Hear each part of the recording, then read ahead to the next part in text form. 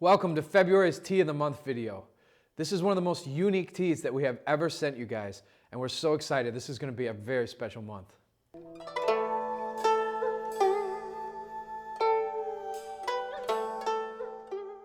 I'm sure there's a lot of really great Five Element tea memories right here now. Many of you have shared Five Element teas at our events all around the world.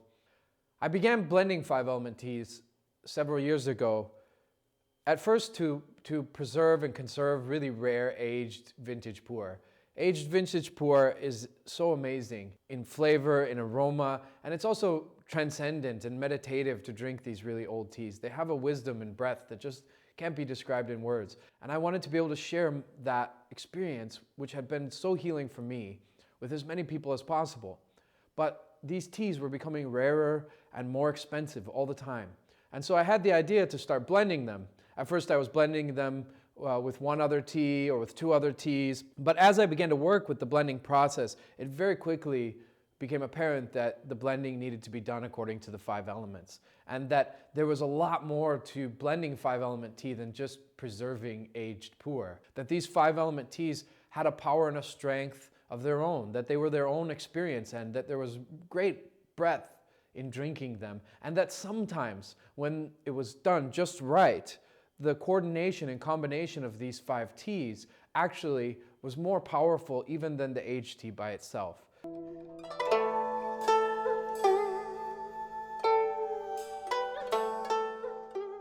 You may be wondering why it's taken so many years for us to send out a five element tea in Global Tea Hut. Well, the very reason that five element teas work is the reason why it's very challenging to send one to you and why it's taken this long. Tea is incredibly absorbent. It's absorbent spiritually, it's absorbent physically, it's very absorbent on the level of aroma, it's very absorbent in the way that it can be shifted and adapted and changed. Because tea is such an absorbent, adaptogenic plant, we can have the huge array of teas that we have in the world, all the many hundreds of teas that we know and love. So many that actually a lifetime is not enough time to explore them. Even decades later, I promise you'll be discovering teas that you've never heard of. And this huge world of tea comes from this leaf, which is so sensitive and absorbent to different processing methods, to what's around it. You could take a huge jar of tea the size of your house and put just a few blossoms in it, and if you left it for 20, 30, 40 years, all of that tea would taste like roses. And this goes not just for smells, it's also for energy as well. We've done a lot of experiments with storing pu'er in different places. I remember one experiment in particular where we took a tong of A582 and we left it for 5 years in a shop and in a few different people's home. And then we put one in this cave where these three monks were meditating day in and day out. They were doing their sadhana there. And at the end of 5 years, we brought these teas together and we tasted them blind.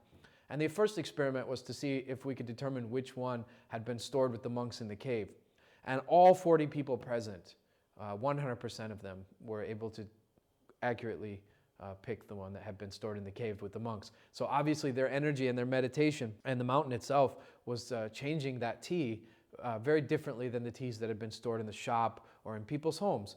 So tea is very sensitive to what's around it. In fact, traditionally, Aboriginals in Yunnan would plant camphor trees near to the old tea trees. The Aboriginals knew that everything in nature is in a state of interbeing.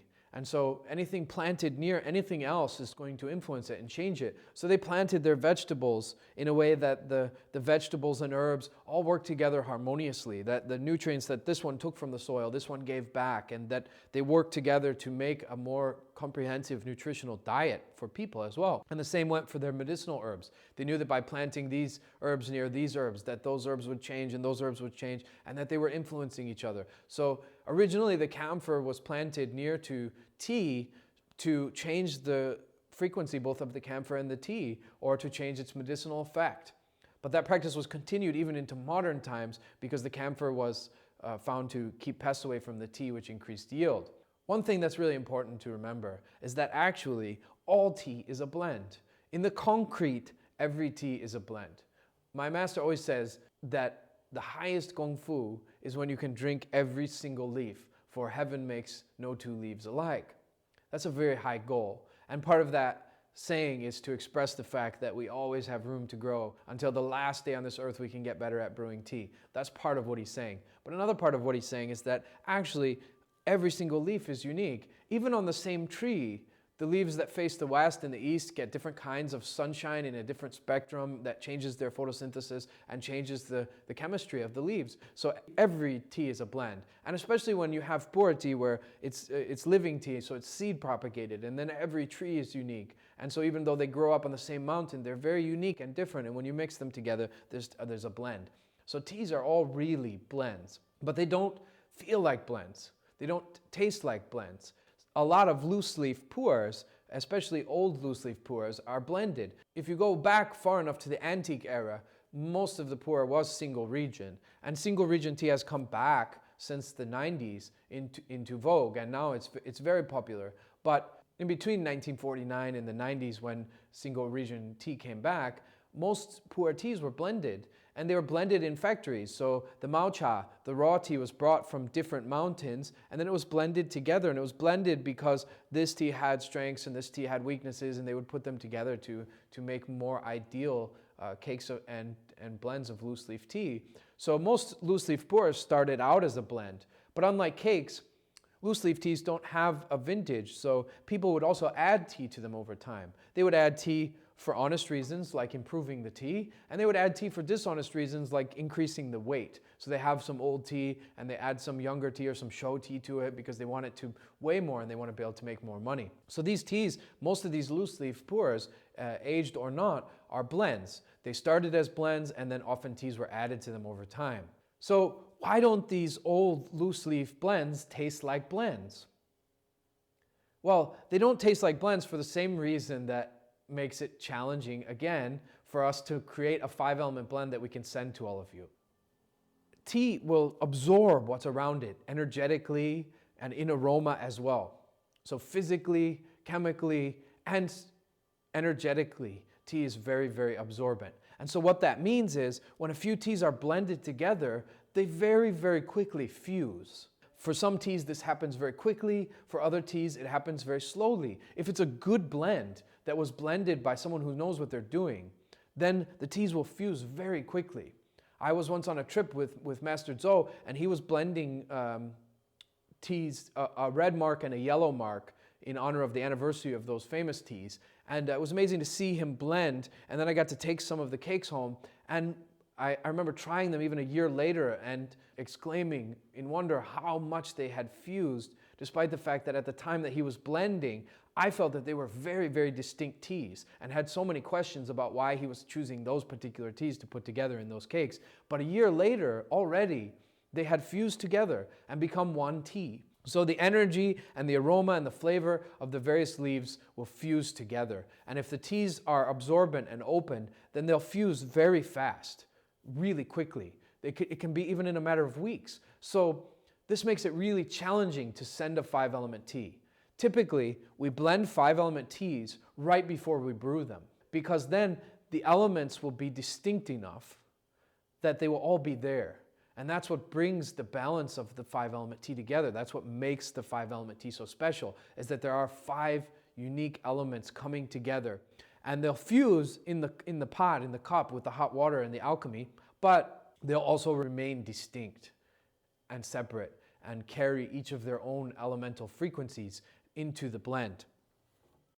So the main reason why we've never sent a 5-element tea is that really we didn't know how to blend one that could survive the journey. We didn't know how to blend one that would maintain the distinctions of the 5 elements, even though many people are going to drink them, 1, 2, or 3 weeks later. How do you blend it and allow it to sit together in that space and not fuse by the time it's opened and put in the pot and drunk? The beginning stages of being able to blend a 5-element tea that could survive a journey and reach you guys, and you could brew it and it would still have enough fusion to be a 5-element tea, that was easy. But enough distinction in each of the elements, even though it sat together for so long, required choosing 5 teas that were very, very distinctly each element, that they were drawn further apart. Ordinarily, when you're blending 5-element teas, you can even blend teas that are barely water or barely fire or barely wood, barely metal, and they'll still maintain enough distinction because they were just put together in the bowl literally minutes before they were drunk. But now we needed teas that are much more distinctly each element, so that even though they start to fuse over time, by the time you drink them, they're still distinct enough to represent each of the elements. And so the fusion is how the 5-element blending functions, but it's also preventative. It makes 5-element teas unsendable or unpackable. You can't really store them together, or they just become one tea. Like any other blend that sits together for months or a year, it becomes a tea. You don't drink a pu'er cake that was blended in the 80s and talk about it or discuss it or even feel like it's teas. You discuss it as though it's a tea. This tea, that's how it feels because it's fused. It's become one tea.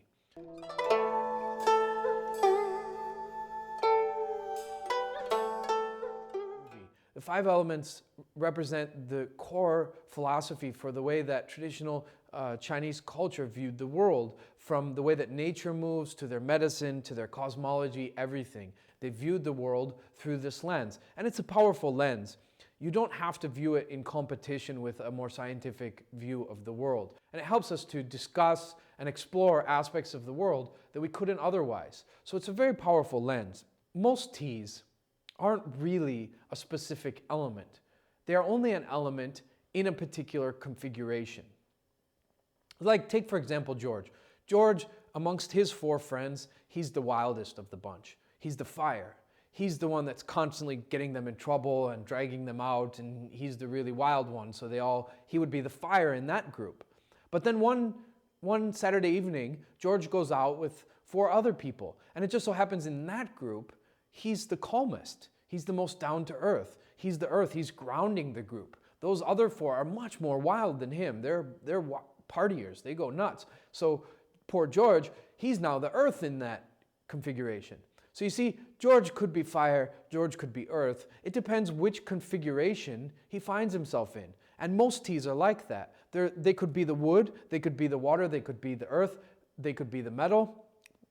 They could be any of the elements, depending on which other teas they're blended with. That makes it really challenging also to blend a 5-element tea that can survive a journey like this. To start out with, I had to use teas that were a little bit more stable, right? As pu'er tea is aging, it changes so much. Those of you who have drunk different vintages of tea will know that a 3-year-old pu'er is very different than when it was young, and a 10-year-old is very different than a 3-year-old, and 15, and so on and so on. So I needed teas that were more stable in their frequencies and not as susceptible to change. Teas that are susceptible to change can also be blended into 5-element teas, but those kind of teas will have to be blended and drunk right away in order to work as a 5-element tea. So I needed some teas that were more stable energetically. The 2 choices in that would be a very well-aged pu'er, a very old pu'er, a pu'er that's aging had slowed down enough that its energy frequency was consistent.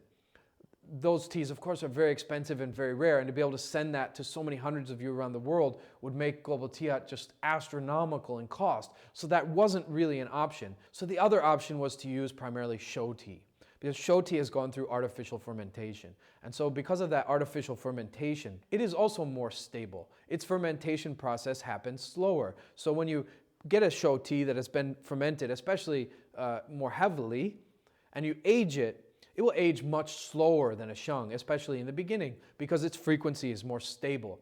And I had to find show teas that weren't the kind of show tea like George. They weren't able to be wood in this configuration and fire in this configuration. I needed to find teas that were much more distinctly a particular energy, a particular element. It's like if you have a group of 5 people and they're all easygoing and easy to get along with and kind of calm in demeanor, then very quickly, if those 5 people are working together, they will become a group, and they will start to develop a group mentality and the ability to make group decisions.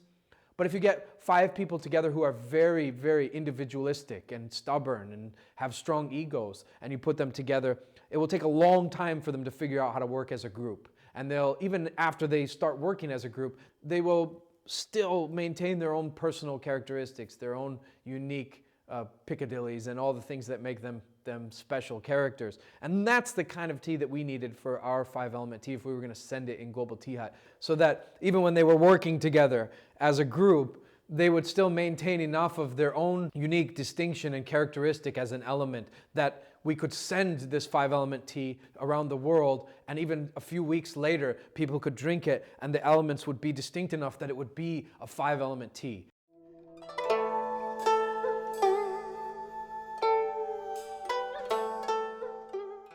After you've chosen your teas, you get to the next phase, which is determining the amount of each tea, because you have to have different amounts. You can't have an equal portion of each. That's not how 5-element teas are blended. 5-element teas require different amounts of different teas in order to be in balance. When the water is stronger, you need less of this, and you need more of this, and more of this. And a lot of that just comes through experience, through sensitivity, and through lots of trial and error.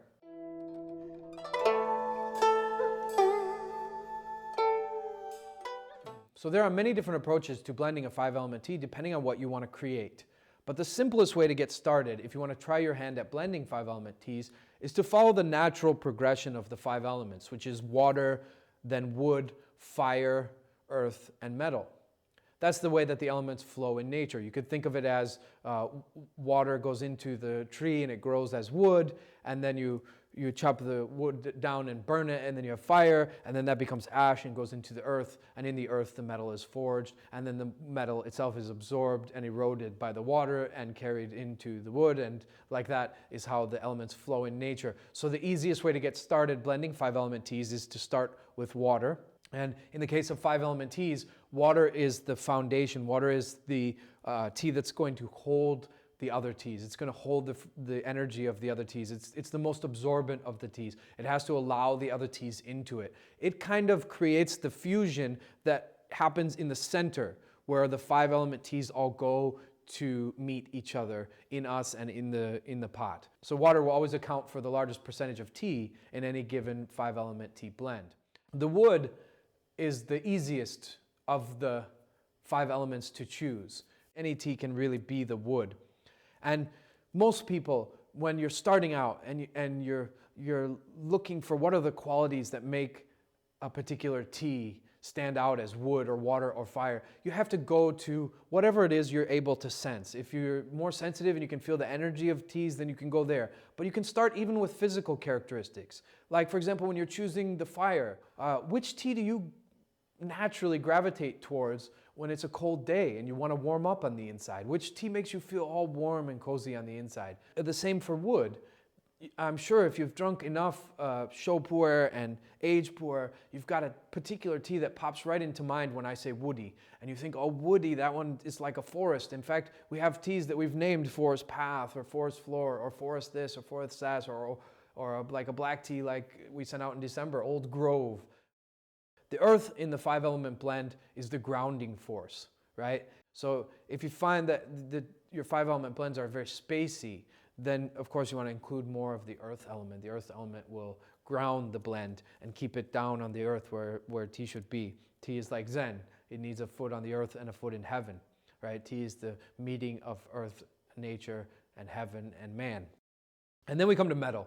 Metal is the spirit of a 5-element tea. It's the oldest tea. It's the juju. It's the chi. It's that tea that's got the oomph. It's the spike in the punch. It's the medicine that the other sweetness is there to wash down. So in our case, that's the oldest tea. It's a 1980s tea that we call Binbol. And usually the metal will be the least of the 5 elements. Not much of it is needed to give the blend its spirit. The metal represents the spirit, the force of the blend. And so we just need a little bit of it to push the blend together.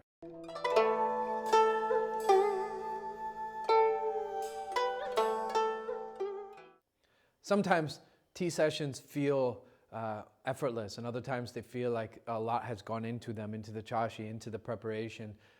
But really, when you sit for tea, this bowl of tea has taken me 23 years to make. This 5-element tea that we're sending you this month has taken me 23 years to make. It has taken me 23 years to get to the point where I could blend a 5-element tea that could survive a journey. So much love and energy has gone into this month's Global Tea Hut. more than ever before. Years and years of practice blending 5-element teas and serving them, and then lots of trial and error to find a particular configuration of teas that could be blended and survive the journey and still maintain the 5 elements enough that you guys could experience it. And then the actual blending itself and packing and sending of this month's issue. So much love has gone into it. We hope you feel that, and we hope that this 5-element tea really gives you all such a transcendent experience.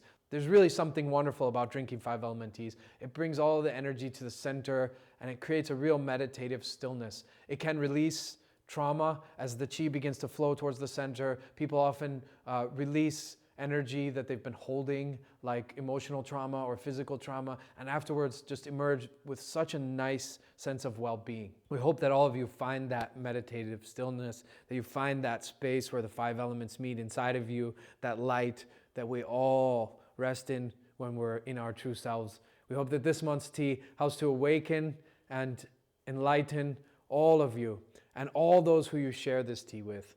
May it spread its light all over this world, and may all beings be happy. Thank you so much for all of your support. And remember, love is changing the world bowl by bowl.